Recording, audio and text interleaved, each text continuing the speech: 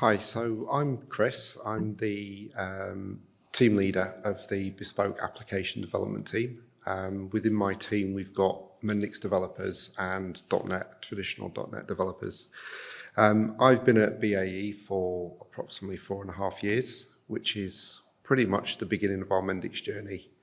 So I joined BAE as a developer for our ERP system rather than for Mendix. And one of the first things that I was asked to do was train in Mendix. So we started our development sort of 4.5 years ago.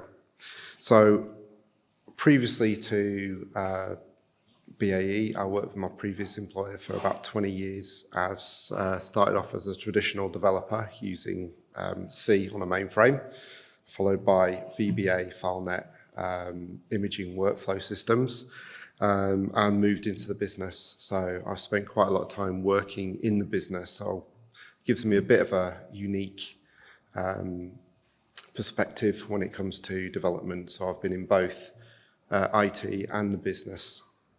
Matt decided, when he was putting the presentation together for us, that we had to provide a fun fact for everybody. So my fun fact is that when I was at school, I used to get a lift to events in Jackie Chan's limousine. So you can ask me about that later. I won't go into details now. So I'll hand over to Matt now, and he can introduce himself.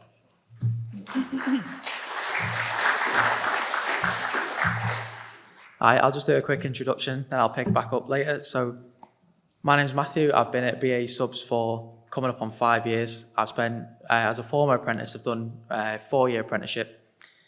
So I did placements around IT, or as we call it, IM&T, and then I exited into the software development team. Since when I've spent as a full-time Mendix developer. And my fun fact is that I'm driving that Nissan Skyline there. It was a part of a Fast and Furious track day, which is now overshadowed by the fact that I'm surrounded by F1 cars, but there you go. So I'll pick back up in a minute. Cheers. Okay, so where did our Mendix journey begin? We started our journey back in approximately February 2020, and we started off with 2 full-time developers and a couple of apprentices. And over the years, we've built that up. So we've now actually got 4 full-time developers developing Mendix apps, a total of 13. So we've got 9 other developers. Some of those are .NET, some of those develop on our ERP system. And our thought now is that any developer that comes into our department will be trained in Mendix as well as whatever language they've come in to develop in. So we've also got a team that deals with Java. They are also trained in Mendix. Back in 2020, we started off what we thought was going to be a small app, turned into an absolute mega app. And it was going to take us quite a long time to develop. Obviously, March 2020, we all went into lockdown, and being classed as in the defence industry, key workers, we had to get back in the office ASAP. So they wanted a desk booking app. So what we did was we asked a couple of the apprentices working in our department, get them trained up in Mendix. They delivered the app for us. Within 6 weeks, we were ready to get people back in the office, booking desks. So that was one of our success stories. As I said, we've got sort of about 13 developers working for us at the moment.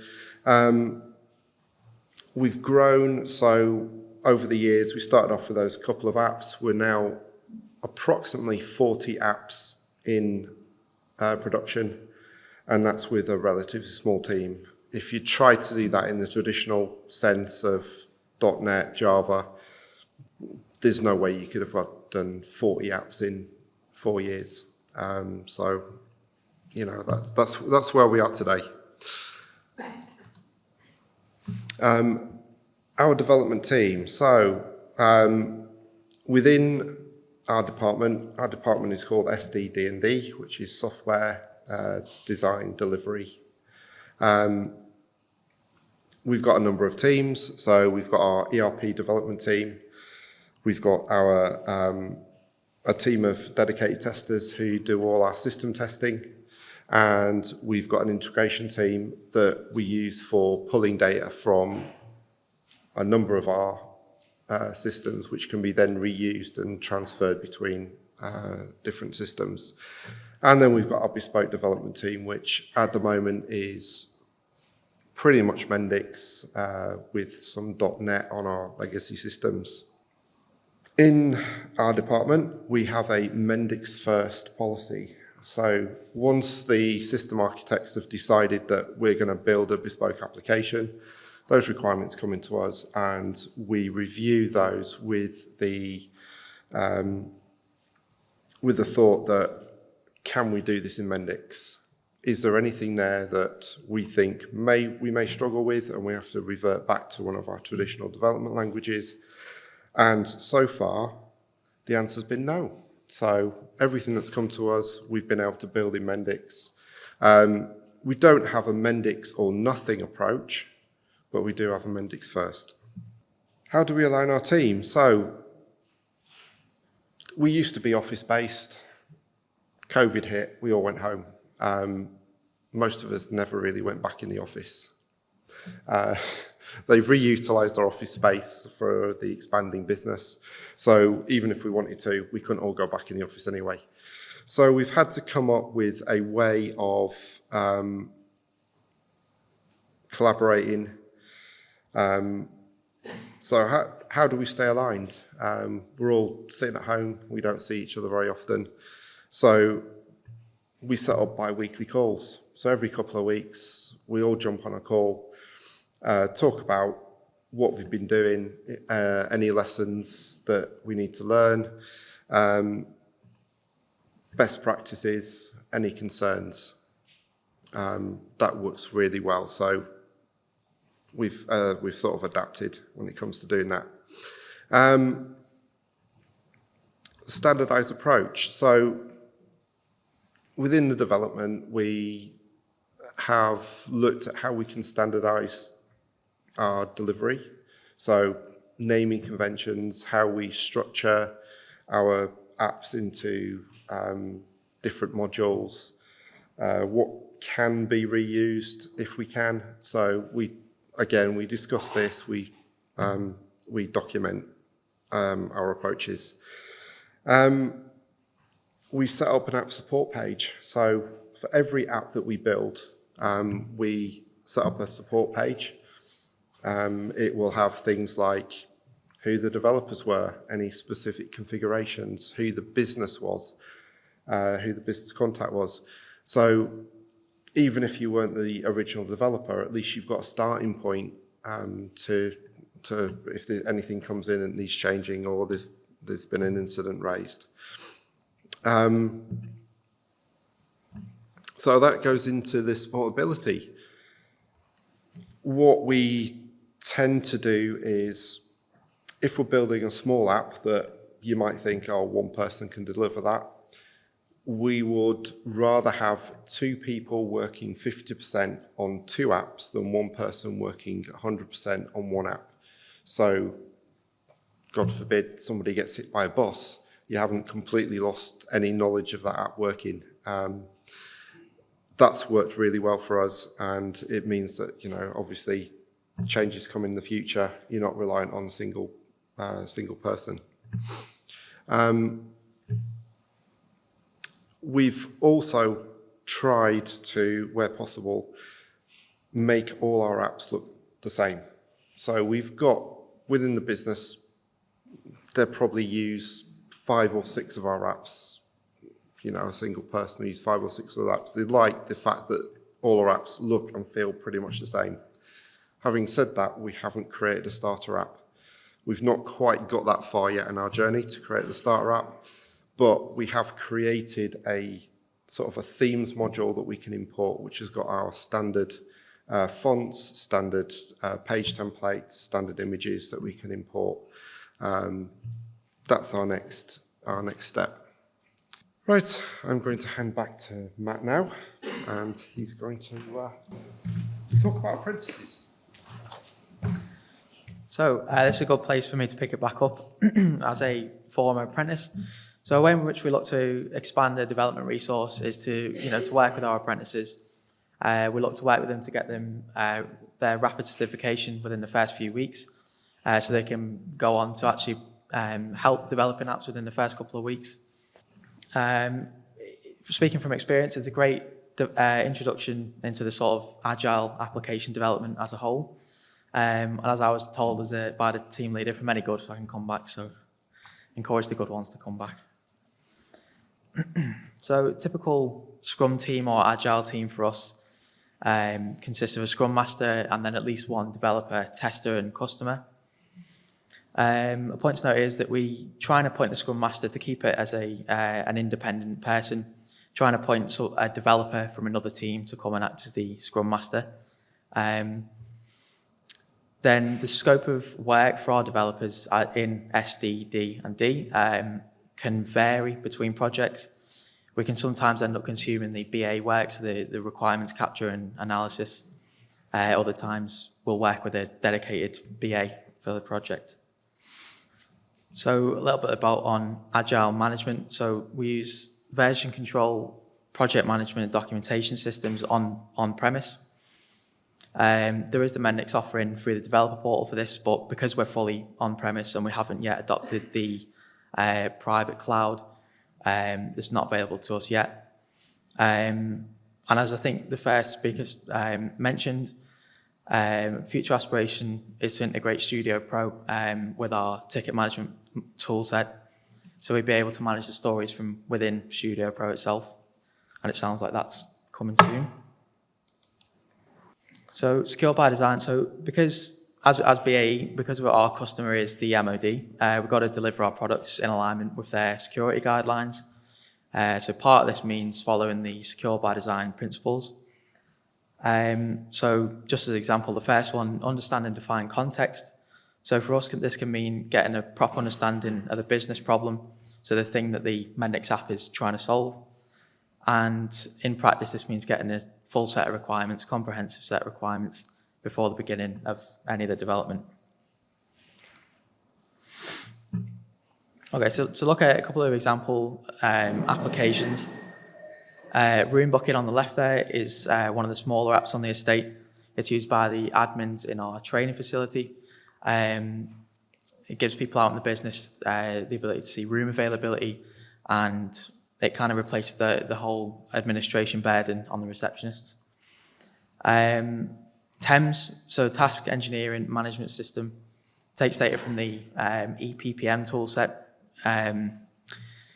It gives the engineers the ability to do planning and associate costing as well.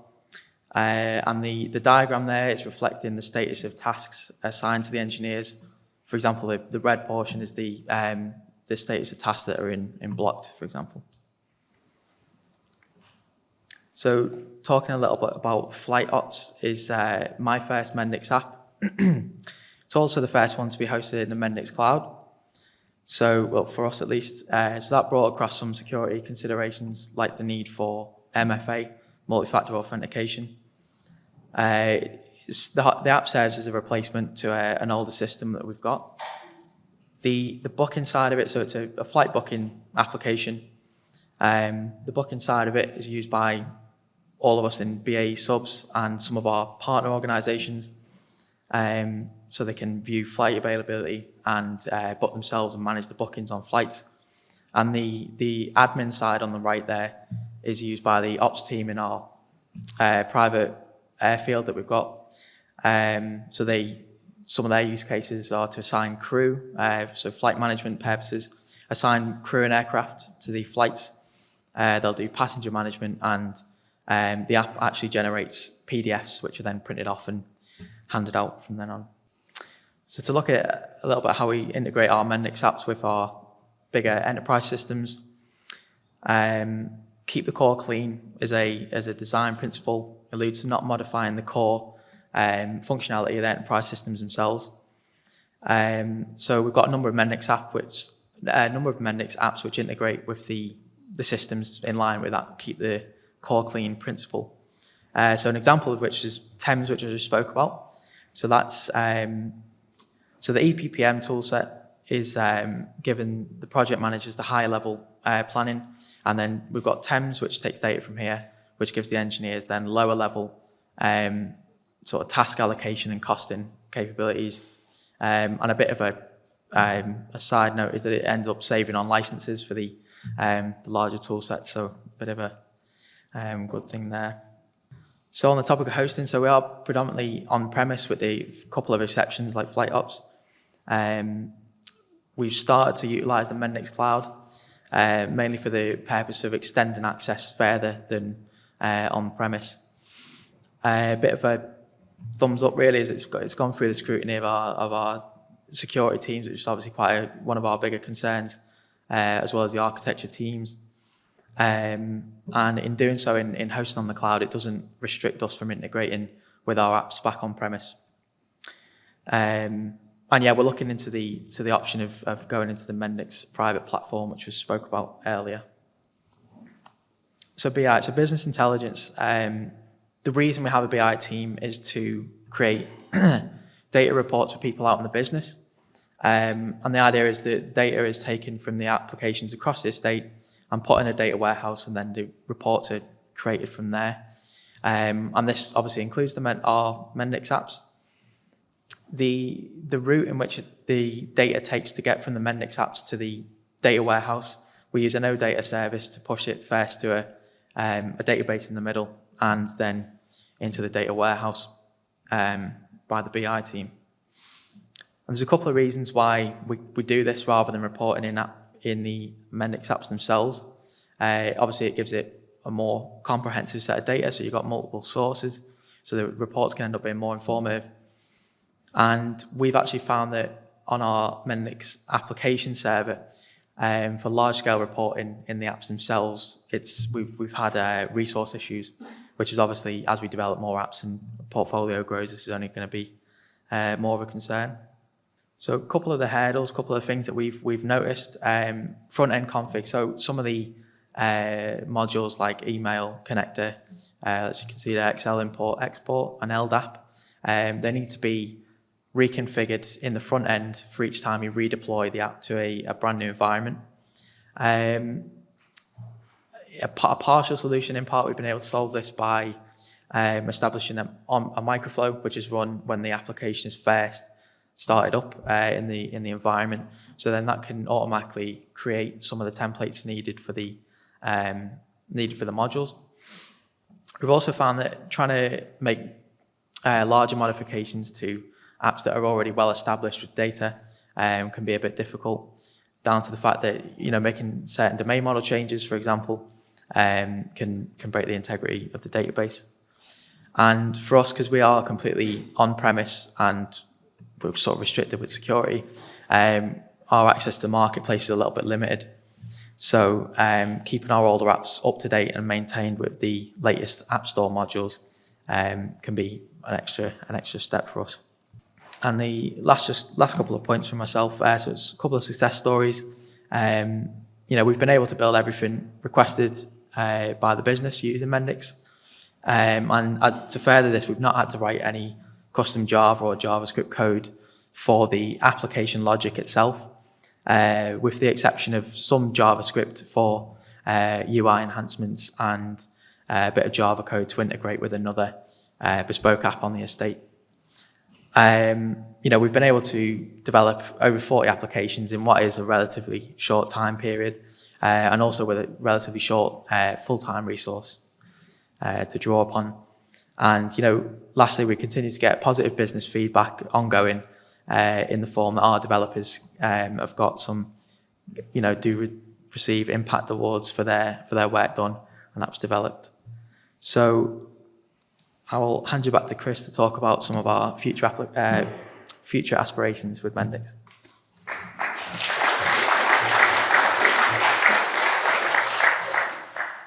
Okay, so where are we going with Mendix?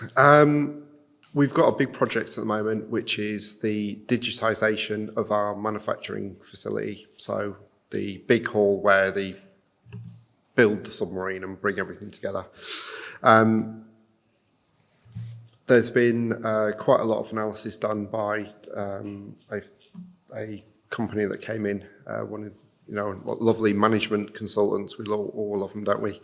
And they've had a look at the processes that are in place in our build halls, and there's a lot of paper, there's a lot of Excel, and there's a lot of access databases.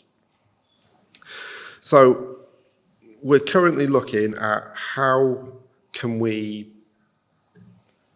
get rid of all that. So we're using one platform, and everything can be integrated. People know what they're doing, and we can get rid of the predominantly paper, but the Excel and the access databases. We've had approximately 50 processes identified where we can potentially get rid of the paper and the Excel and the access. The consultant said, oh, that's 50 apps. We don't believe it's 50 apps. We believe it's 50 processes, and we could possibly, integrate that into either 3 or 4 apps. But we've still got a big job. We started, our first app actually, we started looking at part of that digitization, which was a service ticketing app. So that was requesting and getting approval for services in the build facility. So you needed some scaffolding going up, you raise a ticket. You need a welder, you raise a ticket. You need some painting, you raise a ticket. Our current app stops at ticket approval ready for work. So our current app at the moment still needs you to print off that paper and hand it to the trade for them to go off and do the job. So as part of the digitization, we're looking at how can we get that to that trade without having to print it off. So we're looking at moving into the arena of mobile apps, issuing Android devices to people on shop floor so that they will receive those requests directly to them.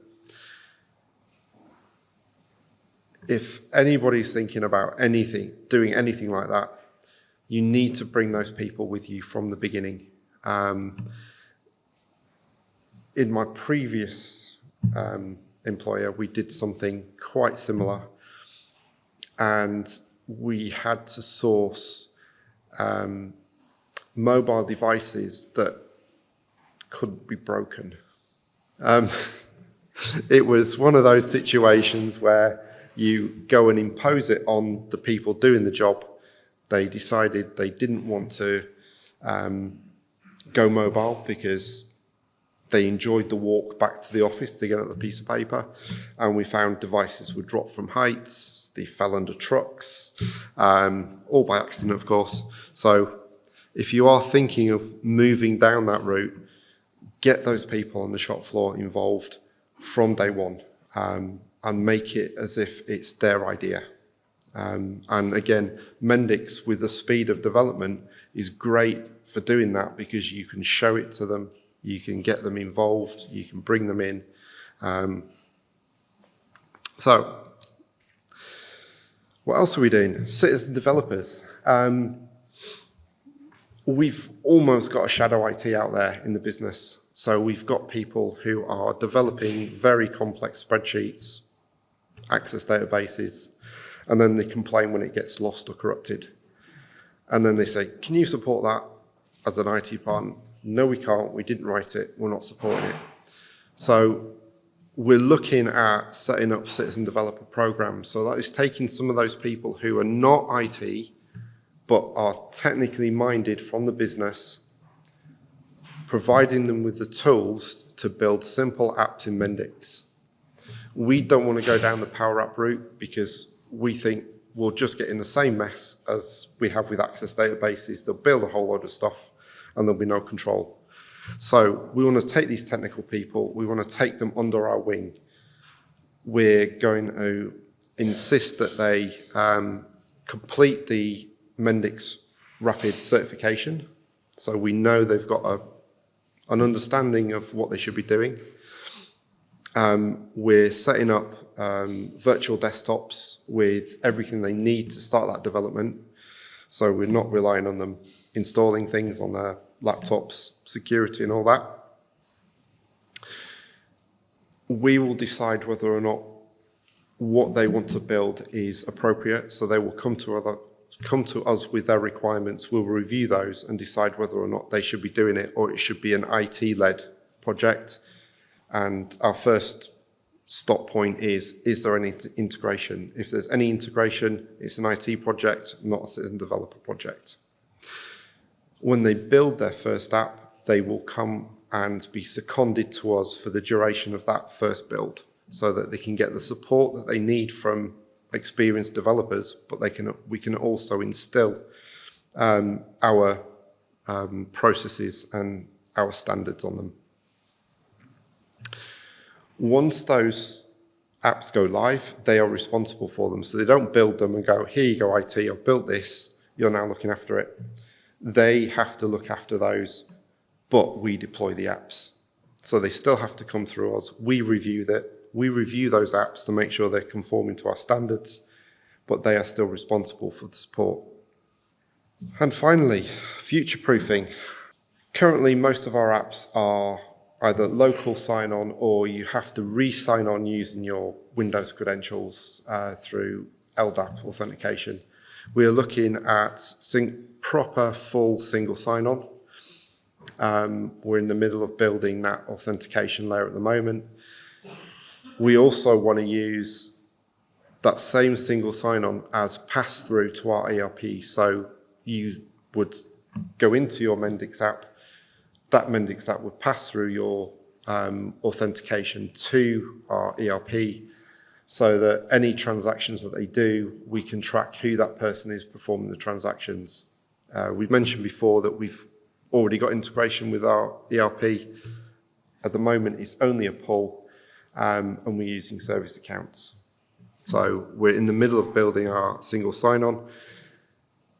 Our plan is to have like landing pages for each of our apps where the user would decide whether or not they want to use single sign-on or a local user, which gives us the flexibility during testing and things like that. So you can sign in with different levels of access. And as we mentioned before, we've got sort of a resources module which have got our standard themes and things like that in it. We are looking at how we can build a starter app, so all our apps will be sort of built from that starter app. But we're sort of waiting until we've got our single sign-on. So that would form the basis of our starter app. So that's the end of our presentation today, and thank you for listening.